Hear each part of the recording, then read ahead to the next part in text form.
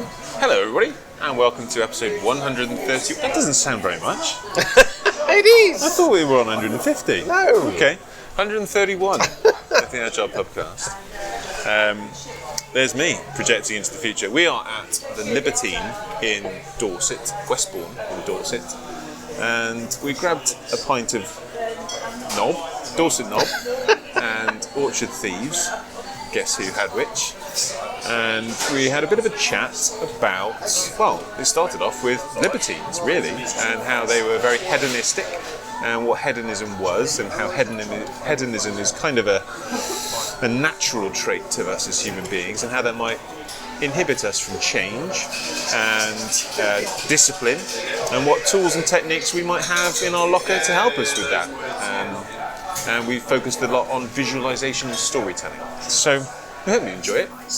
Grab yourself a pint, or a glass of water, or a smoothie, and chill out.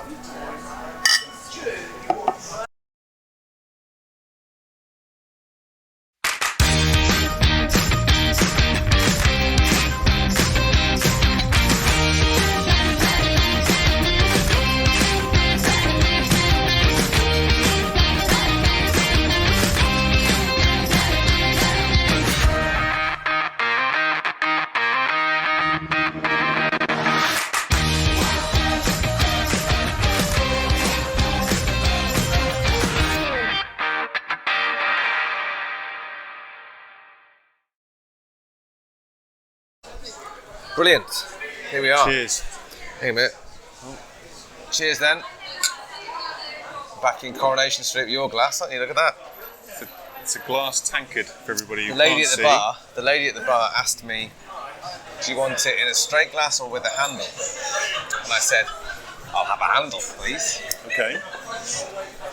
Okay, so that wasn't like her recommendation. You No, chose that. I chose a handle. Okay.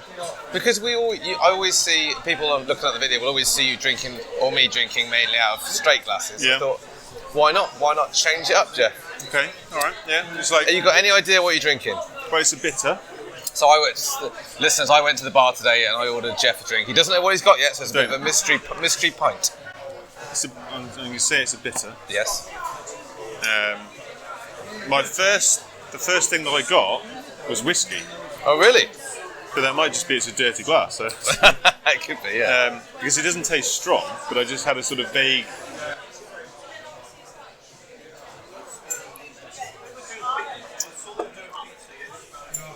Is it like an old peculiar or an old speckled hen or something like that? I wouldn't know. Okay. But it's a local beer, so it's called Dorset Knob. Okay. All So right. Geoff's got a pint of Dorset Knob Yeah. from the Dorset Brewing Company, so it's Yeah. local. It's 3.9%. Mm-hmm. It's a zesty light amber ale with a malty character and a hoppy floral bouquet. Okay. So that's not. I mean, that's not That's not what how you I said. described it. No. But I mean, it's light. I'll give you that. Yeah. But it's nice. But we are in Dorset, are we not? Yes, we're in Dorset. Yeah. We're on the and it's We're in Westbourne. yeah. Westbourne by sea. Yeah. God's waiting room? No, that's somewhere else, isn't it? Blackpool or something. I don't know. Yeah. Eastbourne. Yeah, Eastbourne. Eastbourne. Yeah. Yeah. Yeah, we're in Westbourne. We're in Westbourne. Completely different we're in place. the other one. Yeah, in a pub called the Libertine. And I've got a pint of Orchard Thieves. This isn't from a local brewery. I've had this 100 times. glass. It's a good glass. That might go missing. Yeah, I'll take that one. But the pubs get these glasses free, don't they? Yeah. Sometimes it's a sale or return thing, or What is it? I don't know. Maybe. Nice glass, though. I would have thought they get them free. It's good advertising for the breweries. Yeah, the Libertine. It's not. I wouldn't say it's in keeping with the. I don't know. It's not a traditional pub, but it's not that modern. Sort of somewhere in between. I think it's a bar and restaurant, isn't it? It seems to be a restaurant on the other side. It's got some pop music going on. Playing with Faith, I heard. Well, of course, there's a band called the Libertines. Well, that's true. Yeah, Wasn't that Pete Doherty's band? If I made that up. I think you might be right, but I wouldn't put money on it, especially if you were giving that answer in a quiz. Are you calling bullshit on me? We watched an episode of that new quiz show Bullshit, which we think Paul would be very good at. Mainly because I don't know the answers to many quiz questions, but there we are. What are we talking about? What's on the agenda? Any patrons to say hello to today? Yeah, so hello to Deanna McNeil. Hello, Deanna, and thank you for your contribution. Regular. So you'll be hearing a lot more of us, Deanna. Cheers to you. Cheers to you. And Sumo Chin. Sumo Chin. That's a new subscriber. Hope you like it. Hello, Sue. Hope you stick around. Oh, cheers to you. Cheers. So what are we talking about? I don't know. Anything on your mind? Well, I'm on a bit of a chill because I've had You've had a slog of a few weeks. I've had an insanely busy few weeks. Yeah. So this is a bit of a R&R for me. Unsustainable pace, would you say, Geoff? Did it meet that criteria? You couldn't carry on that pace indefinitely. No. But because I knew it was only for a fixed period of time, and then I had this time, then I could keep it going. And there was the element of sort of intrinsic motivation to it, if you like. It wasn't a monotonous slog work that I didn't want to do. It was all new, interesting, rewarding in different ways work. So that helped. But yeah, my back took a punishment from standing up in the office.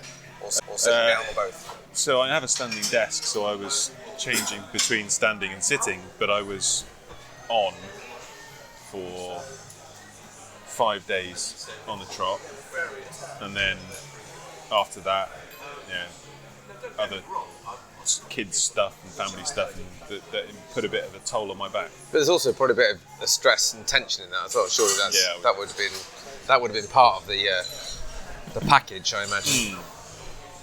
So, you're chilling out a bit this week? Well, yeah, a little bit. Just a bit of fishing, a bit of relaxing back by the sea.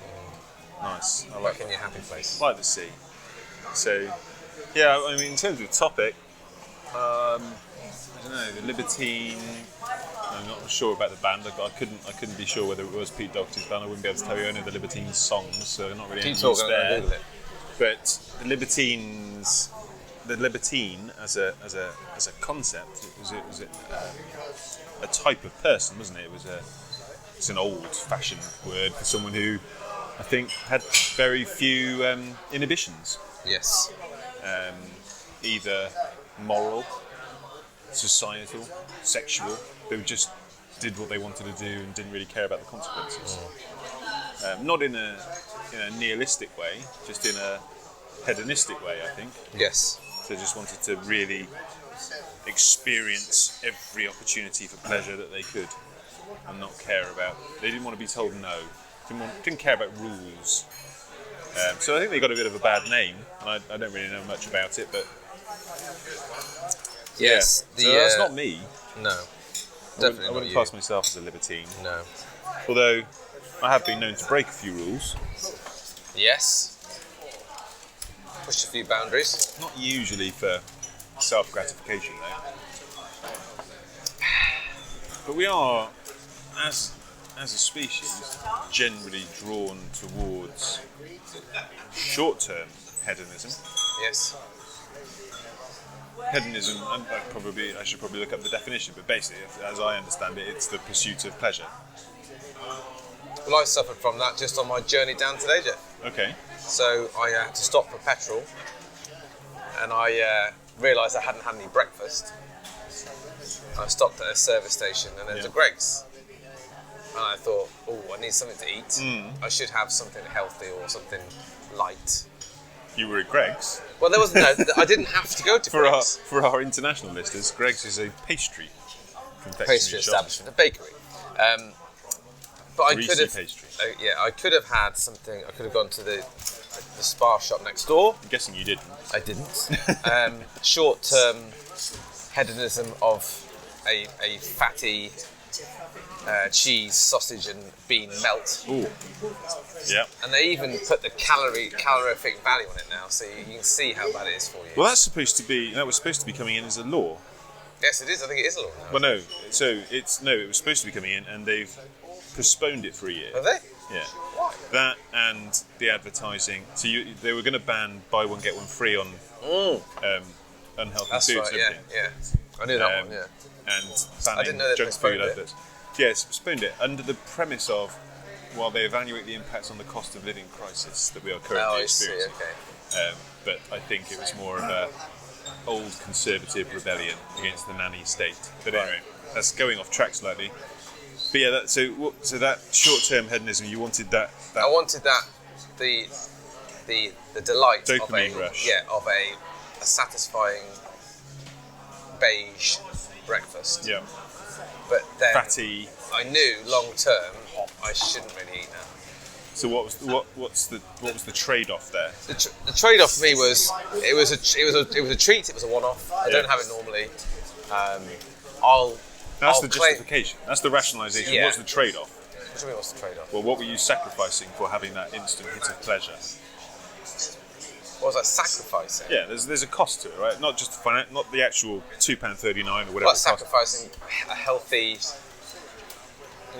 potentially not gaining weight. Okay, so a little bit of extra weight, Yes, maybe a little bit of extra grease in those arteries, exactly. A little bit more of a chance of poor health. maybe a slightly shorter life. Yes, Okay. but it's very hard, isn't it, to put a value on that? Something that's further away. We did, yeah. Yeah. We did a whole talk on this. Oh, we do. In Lisbon. Was it Lisbon? Porto. Did we? On the fluffy fluffy side. side of agile. Yes. The Yeah, I stuff- don't remember it being. It wasn't about short-term, short-term, long-term, but a lot of those, the things that we said were harder to measure tend to be longer-term benefits. That's true.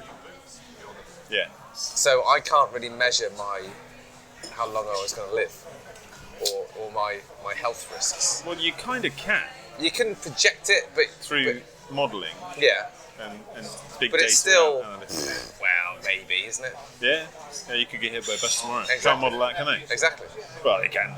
I'm more likely because I run in front of a bus, whereas you won't. But Yeah, it's true. But yeah, that sacrificing of it's so much easier for us to sacrifice the long-term good for the short-term pleasure. And part of it's rationalisation. Might die tomorrow.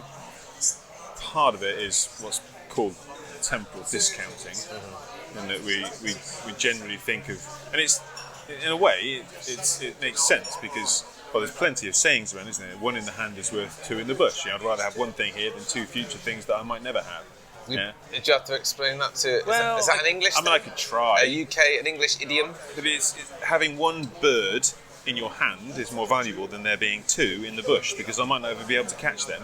Right? But I've got one in my hand. Isn't it? Very strange saying. So it's whatever. If you've got something now, it's seen to be and feels to be more valuable than potential you might have in the future. Even though, with compound interest, the more you get earlier, the more you end up with. yeah. It's the same with why they say it's it's hard to save money, isn't it, in a long-term investments? Yeah. Because you can spend it now. So I can buy this thing now. Whereas, we're trying to say this to my 12-year-old daughter yesterday. She's got money in her bank account, but she said, "Daddy, I want it now." Mm-hmm. She doesn't want to do anything with it, but she wants to have it. Yeah. Possession. She wants the possession of that money. But we're trying to explain to her the benefits of, well, if you leave it where it is, it might be worth more in the long term. Which is hard when interest rates are so damn low. Well, exactly, yeah. But it might be worth a little bit more Yeah. in the long term. So I was trying to my daughter, my son, trying to get into not necessarily investing, but ISAs, stocks and shares ISAs. But anyway, that's we're not here for financial advice. But we see that even in everyday decisions that Scrum teams make about, can you just do this? That stereotypical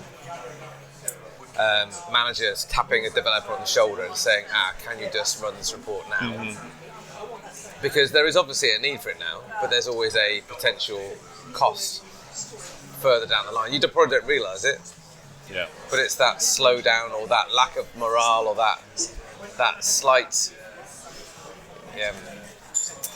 demotivating experience that has on the potential long-term sustainability of that team. If you do it once, Yeah. you're more likely to do it again. Well, so that's that's habitual.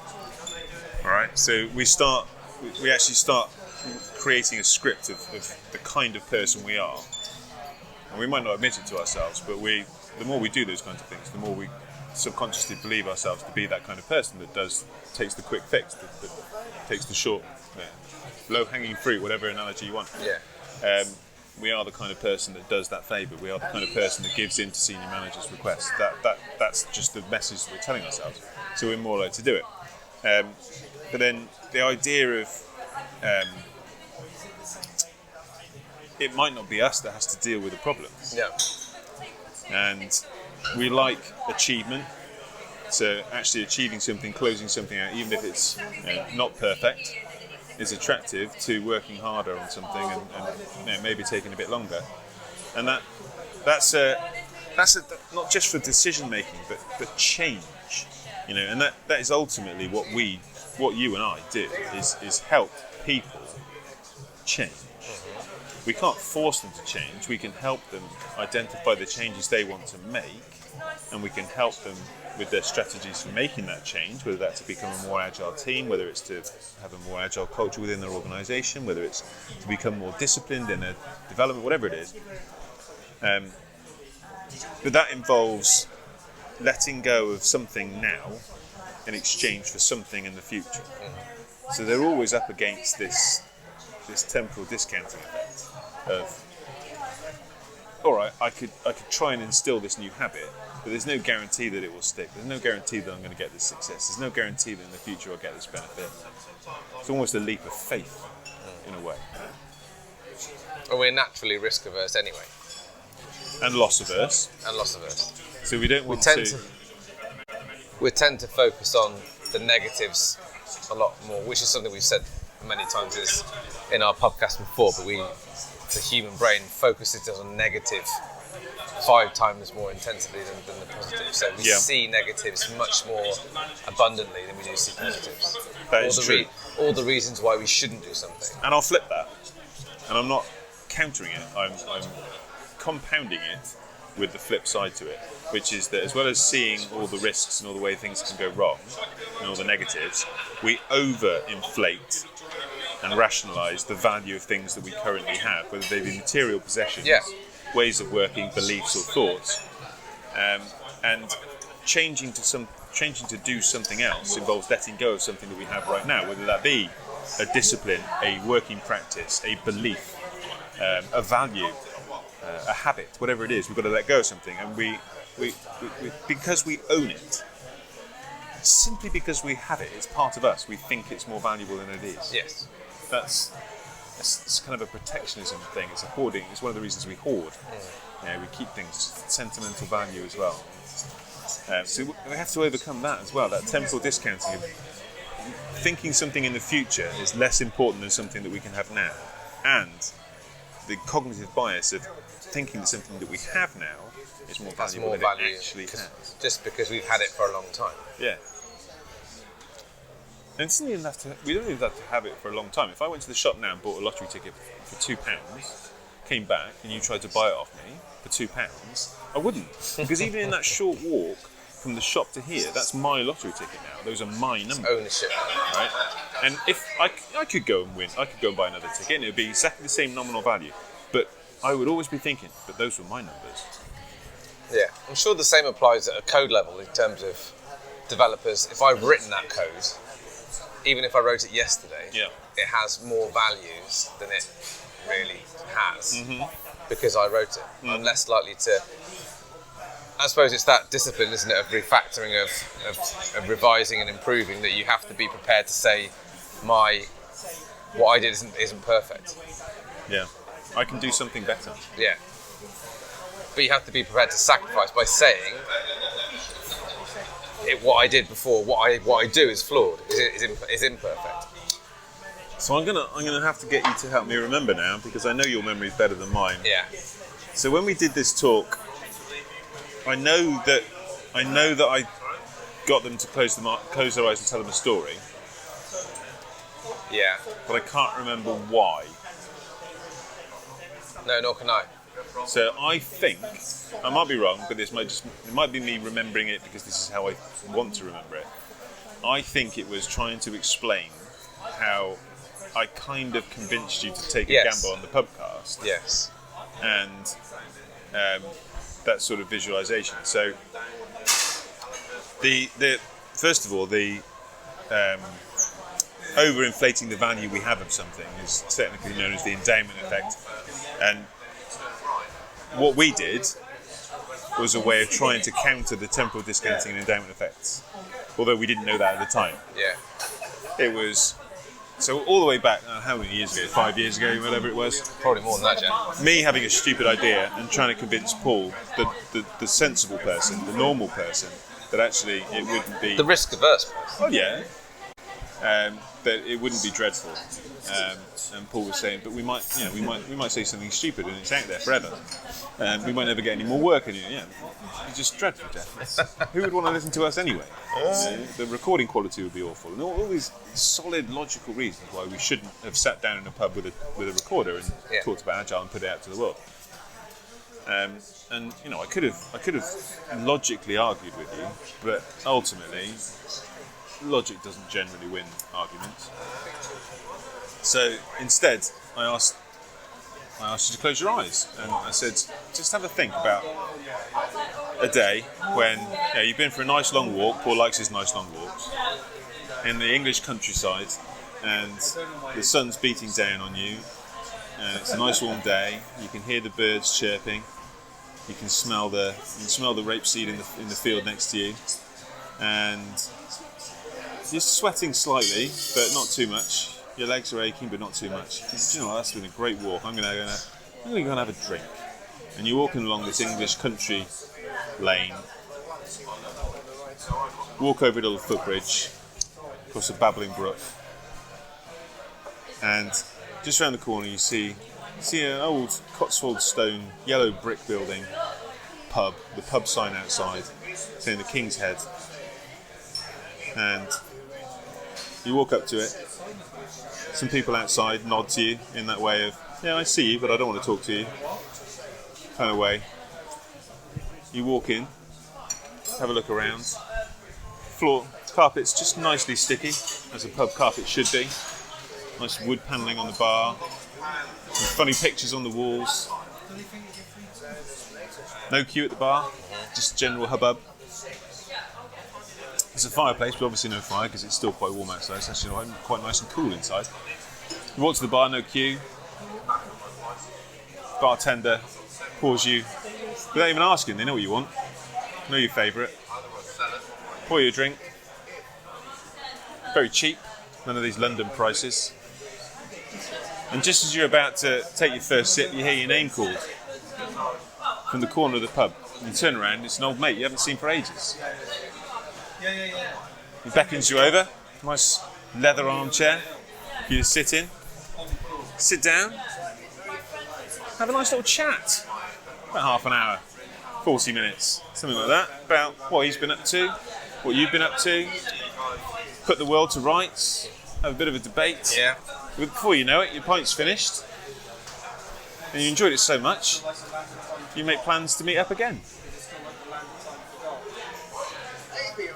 It's funny, isn't it? It's like I was just thinking about that then. So we've done this type of stuff in classes that we've taught, and we've told that story before. But we all take something different from it. And I was trying to think about this the other day. Is that why visualization works? Why is it? And it's not just me and you that do this. This is something that sports people do. This is something that entrepreneurs do. It's anyone that's trying to slow their mind and think about the future. And I wonder it's all the way back to kids. So, because when we were younger, or when many of us were younger, then we would have been read stories by our parents, or we would have read books. And when you're doing that, you are in effect casting your own future. You're visualizing what's happening.